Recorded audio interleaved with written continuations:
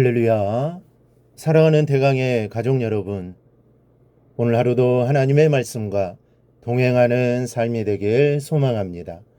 오늘 함께 나눌 하나님의 말씀은 데살로니가전서 3장 1절에서 3절 말씀입니다. 이러므로 우리가 참다 못하여 우리만 아덴에 머물기를 좋게 생각하고 우리 형제 곧 그리스도의 복음을 전하는 하나님의 일꾼인 디모데를 보내노니 이는 너희를 굳건하게 하고 너희 믿음에 대하여 위로함으로 아무도 이 여러 환난 중에 흔들리지 않게 하려 함이라. 우리가 이것을 위하여 세움받은 줄을 너희가 친히 알리라. 아멘. 사람들은 남에게 기쁨을 주는 자리보다는 나에게 기쁨을 주는 자리를 좋아합니다.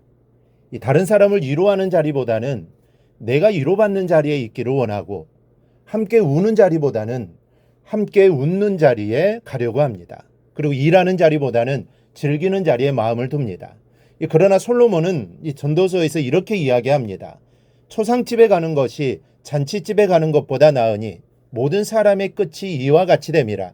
산자는 이것을 그의 마음에 둘지어다. 슬픔이 웃음보다 나음은 얼굴에 근심하는 것이 마음에 유익하기 때문이니라. 지혜자의 마음은 초상집에 있으되 우매한 자의 마음은 혼인집에 있느니라. 본문은 이렇게 시작이 됩니다. 이러므로 우리가 참다 못하여 우리만 아덴에 머물기를 좋게 생각하고 우리 형제고 그리스도의 복음을 전하는 하나님의 일꾼인 디모데를 보내노니. 무슨 말씀입니까? 바울은 지금 당장이라도 데살로니가로 가고 싶은 겁니다. 가서 데살로니가 성도들과 얼굴을 대하고 싶은 것입니다. 그런데 바울 자신은 도저히 갈 만한 형편이 되지를 못한다는 것이죠. 그래서 디모데를 대신 보낸다는 말입니다. 그런데 바울은 왜 그렇게 데살로니가로 가기를 사모하는 것일까요?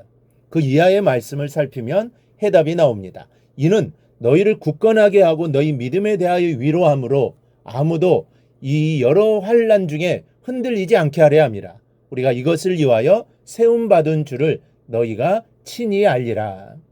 바울이 데살로니가로 가고 싶어하는 것은 그곳에 믿음을 굳게 해주어야 할 성도들이 있기 때문입니다. 그곳에 바울의 위로가 필요한 사람들이 있기 때문이고 여러 환난을 당하는 자녀들이 있기 때문입니다.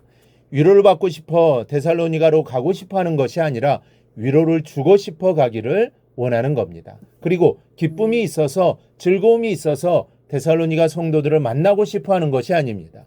그곳에 환난과 괴로움이 있기 때문에 가기를 원하는 것입니다. 이 본문에서 우리가 얻어야 할 교훈은 먼저 하나님께서 우리에게 환난의 자리로 가라고 하신다는 겁니다.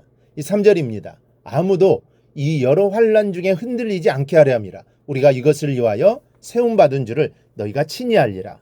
하나님께서 바울을 세운 것은 환난 중에 있는 형제들을 요동치 않도록 돕기 위해서라는 말씀입니다. 이것은 우리 모두의 사명입니다. 미국의 대통령이 큰 잔치를 열어 많은 사람들에게 초청장을 보냈습니다. 유명한 소설가도 그 초청장을 받았습니다. 이 대통령에게서 온 초청장이니 얼마나 중요하고 귀합니까? 그러나 그 소설가는 대통령의 초청잔치에 참석하지 않았습니다. 이 대통령은 그 사실을 알고는 무척 불쾌하게 생각합니다. 괘씸한 소설가로군 내 초청에도 오지 않다니 어디 두고 보자. 그런데 이 파티장으로 엽서 한 장 날아왔습니다. 그것은 이 초대장을 받고도 오지 않은 소설가가 보낸 것이었는데 엽서의 내용은 이랬습니다. 제가 다니던 시골 국민학교 담임 선생님께서 여는 조그만 파티에 가야 하기 때문에 대통령 각하의 파티에는 가지 못했습니다.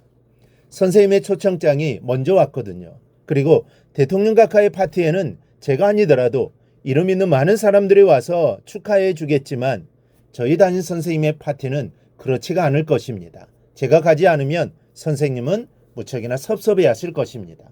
엽서를 보고 난 대통령은 빙긋 웃으며 혼자말로 중얼거렸습니다. 괘씸한 소설가지만 역시 훌륭한 소설가로군. 어느 누가 대통령이 화려한 초청을 마다하고 총구석 은사의 초라한 잔치에 가려 하겠습니까? 그러나 이 소설가는 내가 누릴 기쁨의 크기보다는 다른 사람이 누릴 기쁨의 크기를 중요하게 생각했습니다. 하나님께서는 우리가 이런 자리에 기쁨으로 가기를 원하십니다. 환난의 자리, 또 슬픔의 자리, 아무도 돌아보지 않는 소외된 자리에서 우리를 만나시기를 원하십니다. 그러니 우리는 주님이 기다리시는 그 자리로 가야 합니다. 그리고 위로가 필요한 자에게, 슬픔과 환난 가운데 있는 자에게 주님의 위로를 주어야 합니다. 둘째로 환난의 자리에는 진정한 기쁨과 깨달음이 있기 때문입니다. 이 슬픔이 있는 자리에 가면 당장은 마음이 어두울지 모르지만 그들의 슬픔에 동참하고 난 후 나도 모르게 중심으로부터 기쁨이 솟는 것을 알게 됩니다. 위로하는 자리, 또 세워주는 자리, 환난에 동참하는 자리는 시간이 흐를수록 배가 되는 기쁨을 얻게 됩니다. 그래서 전도서는 말씀합니다. 슬픔이 웃음보다 나음은 얼굴에 근심하는 것이 마음에 유익하기 때문이다.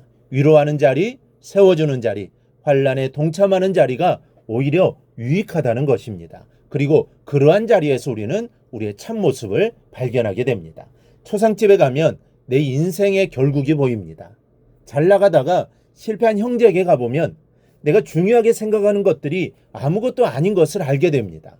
슬픔에 젖어 있는 형제를 만나면서 또 질병에 고통하는 자매 앞에서 우리는 진정한 나의 모습을 발견하는 축복을 만나는 겁니다. 그러니 우리는 환난의 자리로 가야 합니다. 그곳에 주님께서 계시기 때문입니다. 그리고 그곳에 가서 주님께서 원하시는 일을 해야 합니다.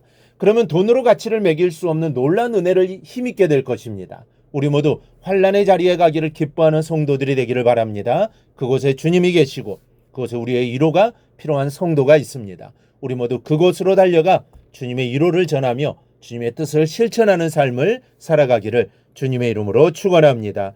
오늘 묵상한 말씀을 굳게 잡고 삶으로 실천하며 살아내는 대강의 모든 성도들이 되기를 축복합니다.